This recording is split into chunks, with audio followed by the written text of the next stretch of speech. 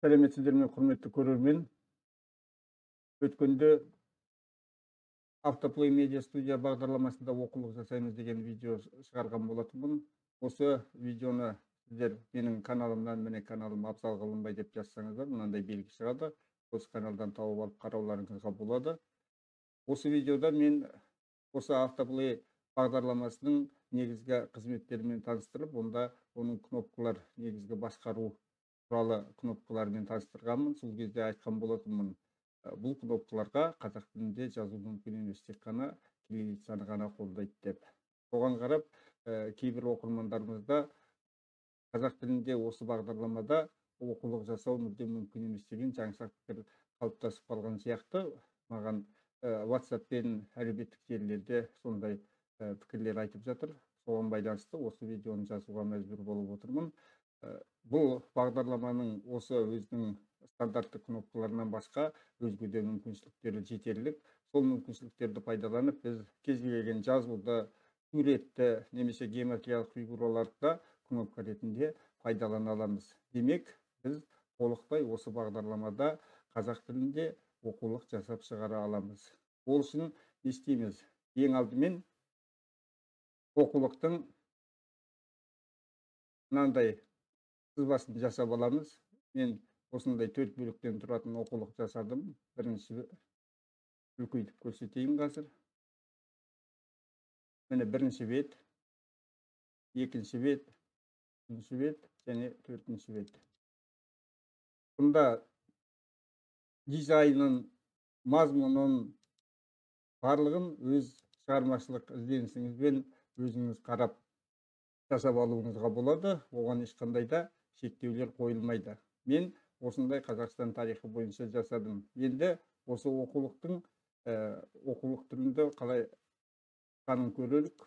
Ол үшін міне оқулықтың өзіне кіреміз, ашамыз. Міне оқулығымыз шықты. Мазмұны деген батырманы бассақ, мазмұны шығады. Бұнда әр батырманы бассақ, мысалы мұқабасы деген батырманы бассақ, міне мұқабасы шығады.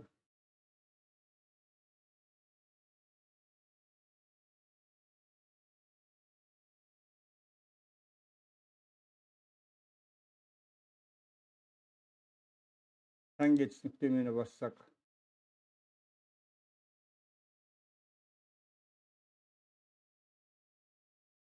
міне түсіндірме жазба шықты.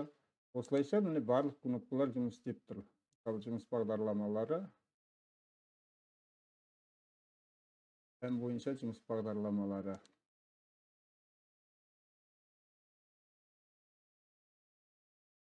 Толықтай міне жұмыс бағдарламалары тақырыптарымен шығып тұр. Одан кейін келесі бетке өту батырмасын басамыз. Бұнда дидактикалық және таратпа материалдар, мысалы алып қарайтын болсақ, ашылып тұр. Міне біздің таратпа материалдарымыз толығымен ашылып тұр. Одан кейін мазмұнына тікелей бірден қайтып кететін бетті басуға болады, немесе келесі бетке көшуге болады. Бұнда дәрістер жинағы да бар, міне өздеріңіз көріп отырғандай. Келесі бетте видео сабақтар, бұнда 2 видео сабақ көрсетіліп тұр.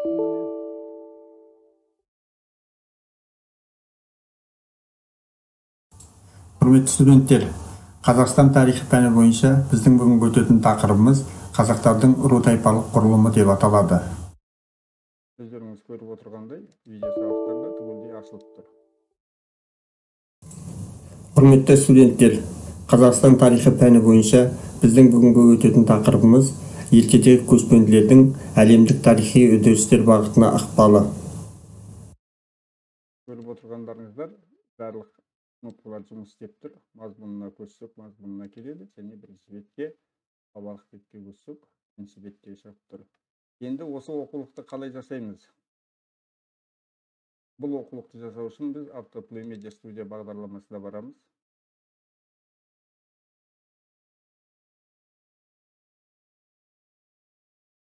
Жаңа жоба құрастыру дегенді таңдаймыз, және де жаңа жобаның макетін таңдаймыз. Міне бірінші бет ашылды бізде. Ең алдымен жоба дегенге барып, расположение файла дегенді басамыз. Ой, кешіріңіздер. Жоба дегенге барамыз да, настройки деген баптауларына барамыз.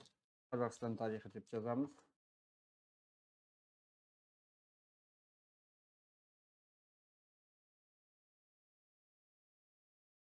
Тарих деп жазып салайық. Бұдан кейін бұнда 850-ге 700 деп қояйық.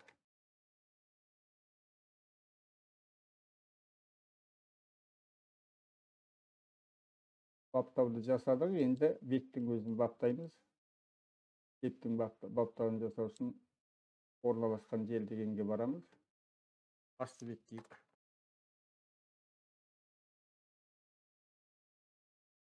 Суретін таңдап аламыз. Мысалы, сары мен жасыл болсын. Міне басты бетімізді аштық. Енді жаңағы сызбамызды қарасақ, мына құжаттардың барлығын жасап алу үшін біз ең алдымен міне мен бұлардың барлығын арнайы скриншоттер арқылы жасап қойдым. Ол скринді қалай жасаймыз? Көрсетіп кетейін. Скриншоттерді аламыз. Ve bitti. Әрқайсысын жеке-жеке скрин жасаймыз. Скрин жасадық па? Бір деп белгілеп, жұмыс үстелін таңдап сақтаймыз. Міне скриндерді осылайша барлығын жинақтап сақтаймыз. Мен осы скриндердің барлығын алдын ала жасап дайындап қойдым. Міне бұнда жаңағы әрбір сөзді, әрбір әріпті жеке-жеке, әрбір мысалы пәнге түсініктеме дегенді жеке жасадым. Одан кейін күнтізбелік тақырыптық жоспарлар, осы сияқты суреттерді де бөлек-бөлек. Одан кейін осы әдістемелік құралға жүктейтін барлық құжаттарды да міне осы бетке толықтай осы папкаға салып қойдым. Өзіме ыңғайлы болу үшін. Сіздер де осылай әрқайсысын жеке-жеке скрин жасап аласыздар. Бұл скрин жасап алынған дүниенің барлығы да, мына жазбалардың барлығы сіздерге кнопка қызметін атқаратын болады. Сонда таза қазақ тілінде сіз осыны жасап шығара аласыз. Енді көрсетелік. Ол үшін біз объектіге кіреміз де изображение дегенді басамыз. Бізге титулдық бет керек. Таңдап аламыз. Міне орналастырдық титулдық бетті, оны жылжытуға болады, әртүрлі әрлеуге болады. Біраз жылжытып қояйық былай. Одан кейін бізде не тұр? Бізде енді сурет тұр, алтын адамның суреті. Осы суретті қоямыз. Тағы да объектіге барамыз, изображениені таңдаймыз. Міне суретіміз. Суретті орнына әкеліп қоямыз. Одан кейін не тұр бізде? Одан кейін басты бет деген белгі тұр. Тағы да объекті изображениеге барамыз.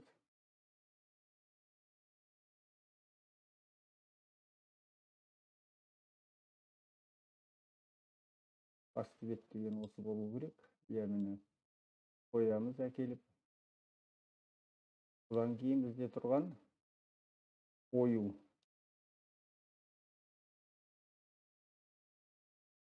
Жоқ, мен қателесіп қалыппын ғой, бұнда бірінші сурет. Бірінші суретте бізде басқа суреттер тұр. Жарайды, біз екінші бетті жасай берейік. Онда мазмұны мына жерде басты бетте суретті алып тастаймыз. Екінші бетті жасайық онда. Енді астында өрнек. Қазақтың ою өрнегі. Изображениеге барамыз. Оюымызды тауып аламыз. Орналастырамыз. Және біздің бетімізге шақтап қоямыз. Енді бұларды біраз кішірейту керек, себебі бізге астына көшіретін кнопкаларды орнатуымыз керек.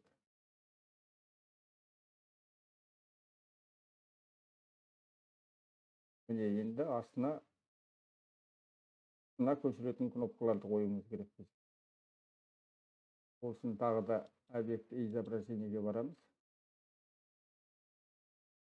Бұл кнопкаларымыз міне тұр бізде. Бірінші кнопка объект изображение.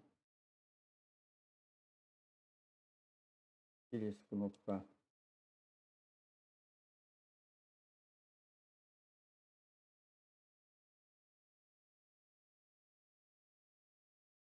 енді мұқабасы мазмұны деген сөз табуымыз керек біз.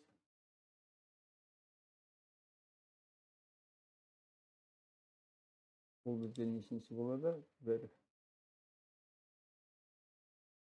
Бесінші болу керек. Мөлшермен.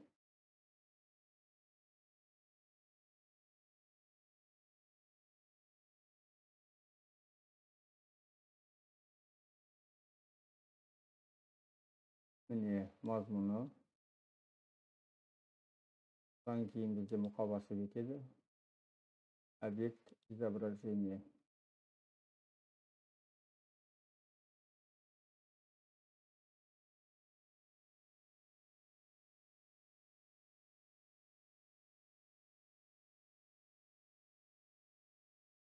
Мұқабасы.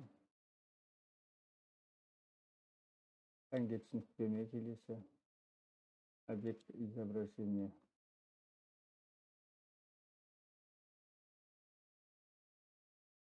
Пәнге түсініктеме. Келесі жұмыс бағдарламалары.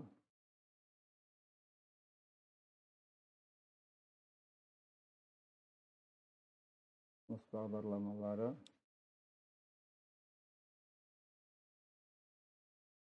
Келесі күнтізбелік тақырыптық жоспарлар.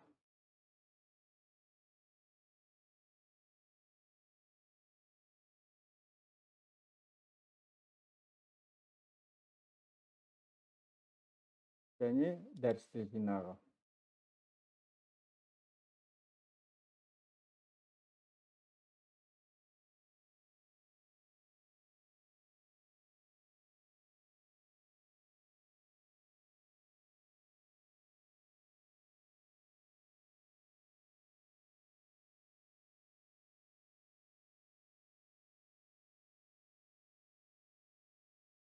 Кнопкаларымызды мөлшермен бірдей деңгейде қоямыз.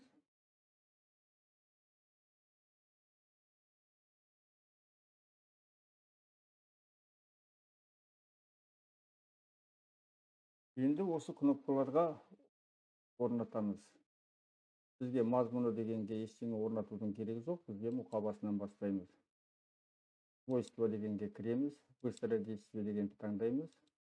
Одан кейін Open Document дегенді таңдаймыз да, жаңағы документімізді, мұқабасы деген документімізді іздейміз. Осын біз жұмыс столына барамыз.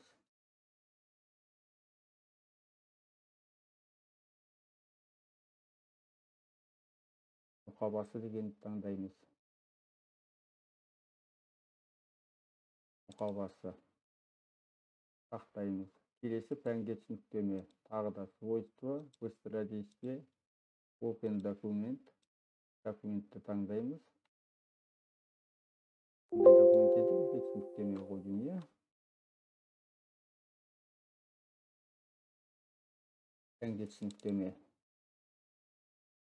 Келесі жұмыс бағдарламалары. Свойствоға кіреміз. Быстрое действие, Open Document және жұмыс бағдарламалары.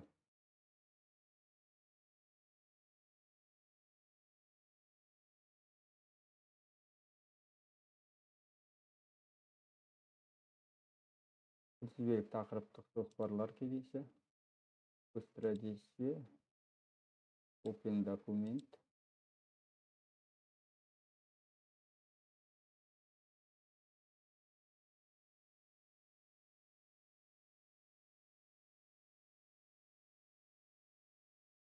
Күнтізбелік тақырыптық жоспарлар және дәрістер жинағы.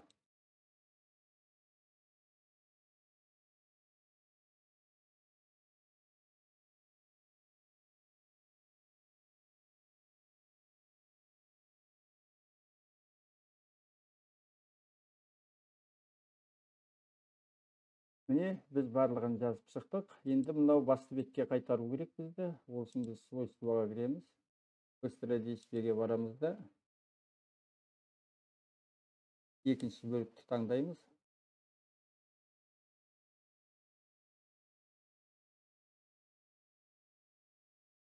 Басты бетті таңдаймыз. Сақтаймыз.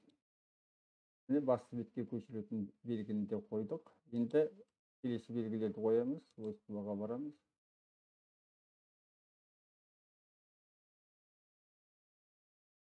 Мынау алдыңғы бетке көшіру керек бізді. Ал мынау келесі бетке көшіру керек.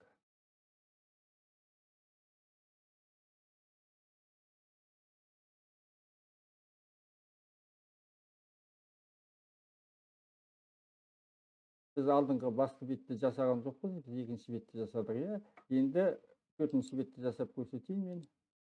Өйткені онда бізде видео сабақтар бар, иә.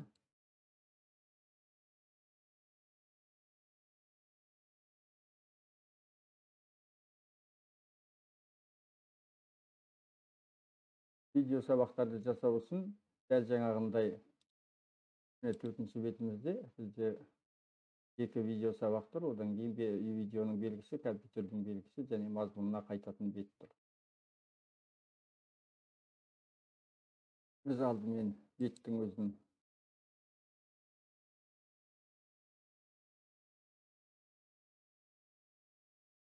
сарымен жасылды таңдаймыз. Бетті құрып алғаннан кейін тағы да объектіге изображениеге барамыз да жаңағы суреттерімізді YouTube'тың белгісі болған астыда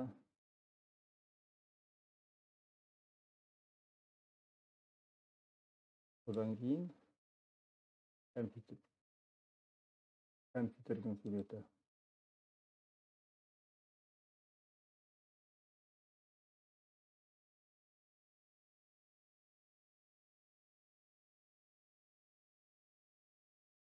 Және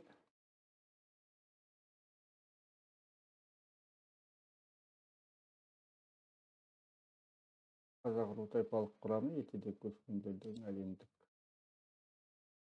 ықпалы деген табамыз.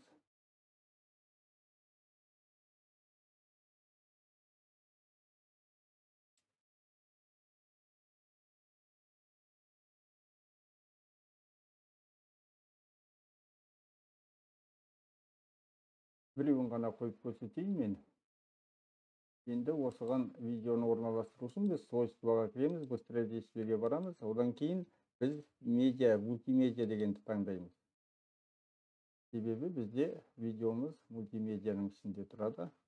Мінім осы мультимедианы таңдап, жаңағы видеоны өзіміздің керекті жерімізден тауып қоямыз. Содан кейін барып сақтаймыз. Міне осылайша жаңағы қалған қалай құрылатын техникасы түгелдей бірінші видеода жазылған. Ол видеоға сілтеме төменде осы видеоның соңында беріледі. Содан қарауыңызға болады. Енді осы кнопкаларымыздың дұрыс жұмыс істейтін немесе істемейтінін көру үшін біз алдын ала көруді ұстамыз. Мысалы, мұқабасы дегенге барып көрелік. Міне біздің жүктеуге мұқабалық бетіміз ашылып тұр. Келесі жұмыс күнтізбелік тақырыптық жоспар дегенді көрелік.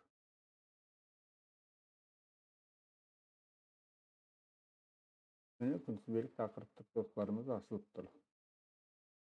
Міне осылайша ерекше дизайнда өзіңіздің жасаған, өзіңіздің құрастырған әдістемелік құралыңызды, электронды оқулығыңызды осылайша жасап шығаруға болады. Егер сұрақтарыңыз болатын болса, төменде менің WhatsApp нөмірім, әлеуметтік желілерге кіретін нөмірлерім берілген. Сол нөмірлер арқылы хабарласуларыңызға болады. Немесе осы видеоның астында комментарий жазып қалдыру арқылы хабарласуыңызға болады. Мен барлық комментарийларды оқимын, барлық комментарийларға уақытымен жауап беріп отырамын. Сұрақтарыңыз болатын болса, қойыңыздар. Келесі кездескенімізше қош сау болыңыздар.